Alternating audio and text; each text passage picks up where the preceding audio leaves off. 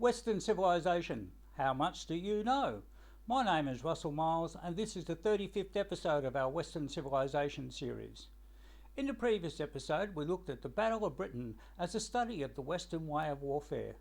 We also touched on the prospects of aerial attack by poisonous gas and biological agents. The end of the Second World War had introduced nuclear devices capable of even greater destruction.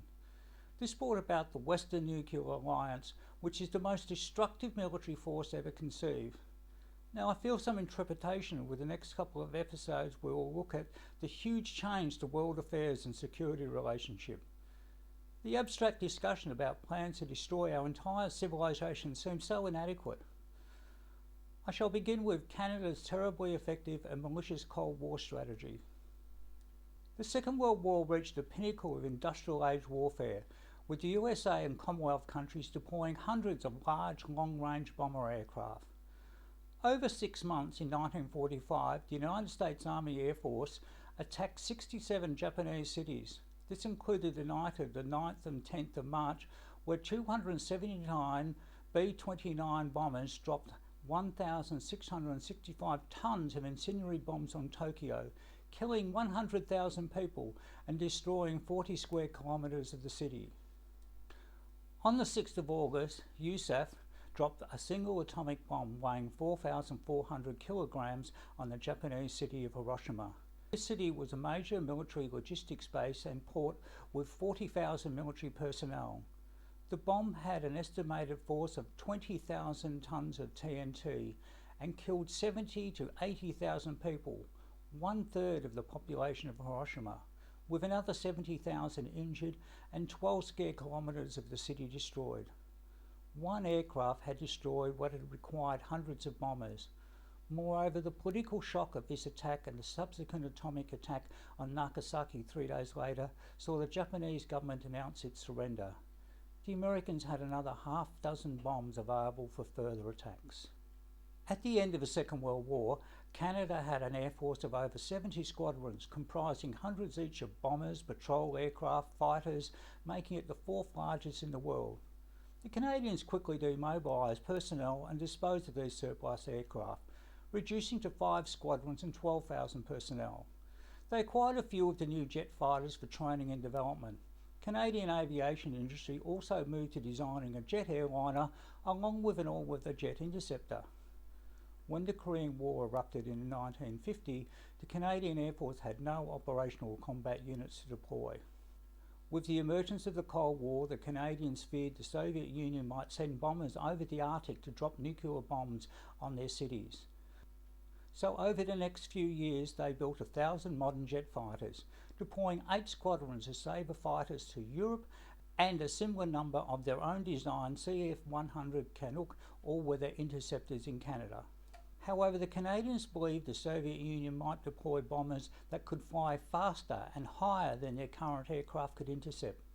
There were no aircraft available that could meet their needs, so in 1954 the Canadians set out to develop a new interceptor themselves. In reality, the Soviet Union had few bombers and these could not fly as far as Canada, nor could their bombers fly as high as Western bombers to avoid interception. The Canadians and their allies did not know this. The Soviets sought to pretend they had more aircraft to make other countries fearful of them. The Canadians developed the Avon Canada CF-105 Arrow. This had a crew of 2, airborne radar, elaborate avionics and navigation system. The Arrow was powered by 2 jet engines developed by Canada, which could power the aircraft to 1,136 kilometres per hour and a service ceiling of 53,000 feet. This was faster and higher than any jet fighter at the time. The Arrow was intended to carry 2 Genie unguided rockets or 4 Falcon guided missiles to destroy large enemy bombers flying at high altitude. But on the 20th of February 1959, the Arrow program was scrapped. This after spending hundreds of millions of dollars testing and already assembling about 30 of the planned 400 aircraft. The aircraft were broken up and thousands of workers laid off. There would not be another aircraft with the capabilities of the Avon Arrow developed by other countries for another decade. On the 4th of October 1957, the Soviet Union had launched Sputnik 1, the first artificial satellite. This satellite carried a small radio transmitter which anyone with a shortwave radio could listen. The satellite orbited Earth for about 3 weeks before its batteries died, and then orbited silently for another 2 months before it fell back into the atmosphere. The Canadians appreciated that if a satellite could orbit, a rocket carrying a nuclear bomb could target Canadian cities. So the Canadians changed their defensive military strategy to an offensive one. They built a couple of hundred smaller American-designed Canadair CF-104 starfighters, but instead of anti-aircraft missiles, they equipped them to carry a single B-28 thermonuclear bomb with a blast yield of up to 1,450 kilotons. These aircraft also had replaced the usual 20mm cannon with additional fuel cells. 8 squadrons of these aircraft were deployed to Western Europe to threaten Soviet military forces. The Canadians also bought a few dozen large American fighters and long-range anti-aircraft missiles to help defend American ballistic missile bases. The Canadair CF-104 had an operational range of 680 kilometres, so could perhaps reach Western Poland or Czechoslovakia from bases in France and West Germany. The Canadian pilots were instructed that in wartime, as they had insufficient range to return to base, they were best to bail out over forests and hide. Any war was expected to last for mere days. Canadian pilots trained to fly at 200 metres above the ground to avoid any Soviet air defence.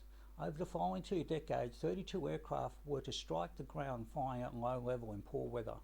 Canadian strategy was ostensibly to threaten to destroy Soviet military forces, air bases, tank formations, supply depots, metal batteries in Central Europe. This was to contribute to the collective Western security. The nuclear devices were leased from the USA, whom retained the code keys to allow for their use. From the Soviet perspective, they could see nuclear-capable strike aircraft and would have been credulous that the Canadian government was unable to control them, so hopefully were deterred from firing missiles at Ottawa or other Canadian cities. What the Canadian strike aircraft achieved was ensuring the US commitment to Canada's defence.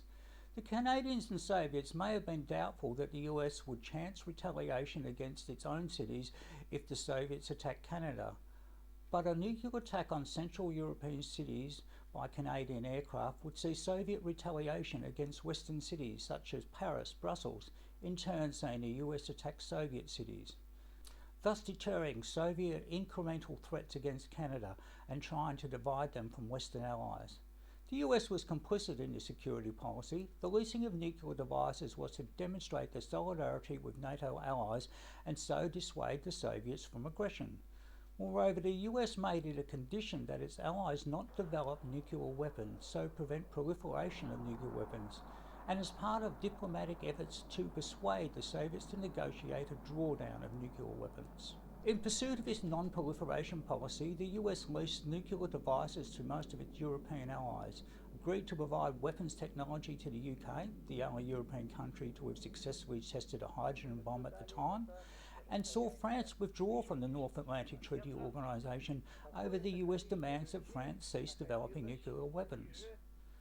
The US made various agreements with its Asian allies. For example, it maintained a small infantry force near the South Korean capital of Seoul to this day. This is so that any attack from North Korea must engage US forces and entail nuclear retaliation. This arrangement has seen the South Koreans not pursue nuclear weapons of their own or develop missiles with a greater range of 300 nautical miles. Other variations include Norway, the only NATO country to border the Soviet Union. They declined to allow NATO bases on its soil, but cooperate with the US Navy in its area. In the 1980s, New Zealand publicly refused for US Navy ships with nuclear weapons from visiting its port, which in practice had the New Zealanders assessing which ships could carry such devices and inviting those which they believed did not, thus sparing the US from declaring if ships were nuclear armed or not. As we shall see in the next episode, it is the ambiguity about nuclear weapons that is the most powerful force. We will continue to explore the Western nuclear alliance and its terrible reality that continues to this day. If you like this channel, please subscribe and tick like. Let me know what you think in the comments below, and I can be contacted at email russmills@iprimus.com.au. Thanks for listening.